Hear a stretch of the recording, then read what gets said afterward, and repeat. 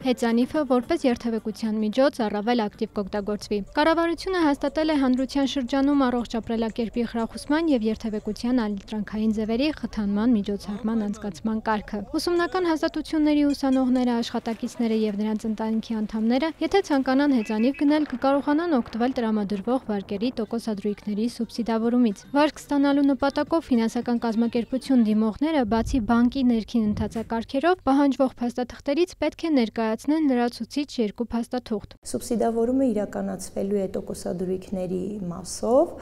ըստ էության գնվելու է մինչև 300,000 դրամ արժողությամբ հեծանիվներ, վարկը ձևակերպվելու է անկանխիկ միջոցով է տրամադրվելու բնականաբար վարկը շահառուներին, հեծանիվի հետ գնվելու է նաև սաղավարտ,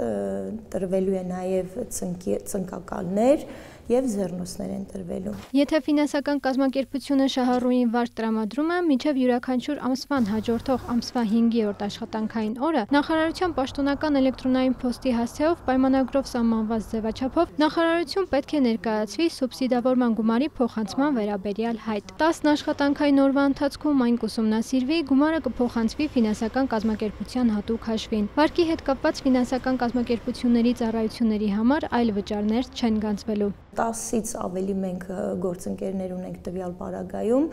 շահառուները, որ կազմակերպության հետ կուզենան համագործակցել և ըստ էության ձեռք բերել նրանցից որևիցե մեկի հետ, ԿԳՄՍ-ն համագործակցում է բոլոր առումներով, դաշտը այս առումով բաց է։ Ծրագրից կարող են օգտվել բուհերի բոլոր ուսանողները, իսկ միջին մասնագիտական հաստատություններից օգտվողների տարիքը 14-ից բարձր պետք է լինի, բայց վարկառու կդառնան իրենց ընտանիքի անդամներից որևէ մեկի անունով։ Ըստ փոխնախարարի, բուհերի ներկայացուցիչներն առաջարկել են հեծանիվ վարող դասախոսների և ուսանողների համար կազմակերպել հեծանվային կրթական արշավներ, ներբուհական զեղչեր կիրառել ծրագրից օգտվող ուսանողների համար, պարգևատրել հեծանիվ վարող դասախոսներին։ Առաջարկ է եղել նաև հեծանվով ճամփորդություն կազմակերպելու համար։ Որպես փոխադրամիջոց կամ տրանսպորտային միջոց, երթևեկելու միջոց, քանի որ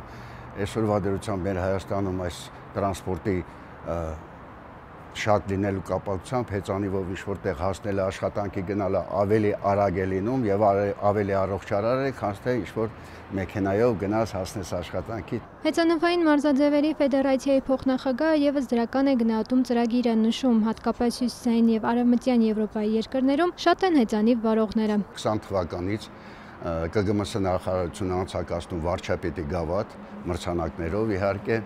եւ առաջին 3 տարին եղավ սիրողական հեծանվաերթ, բոլոր տարիքային առաջի տարիքայինը սկսում էր 17-ից 35, հետո 36-ից մինչև անսահմանափակ, 3 տարի տենց անելուց հետո այս 2 տարի արդեն այս տարին էլ հետը կլինի, որ անցկացվում դպրոցականների շրջանում։ Հեծանիվ վարելու կանոններ էլ կան, սկզբում պետք է քիչ կիլոմետրեր վարել, աստիճանաբար շատացնելով, հիշեցնում է ֆեդերացիայի ներկայացուցիչը։ Մերի Խաչատրյան, Հովհաննես Քյուրքչյան, լուրեր։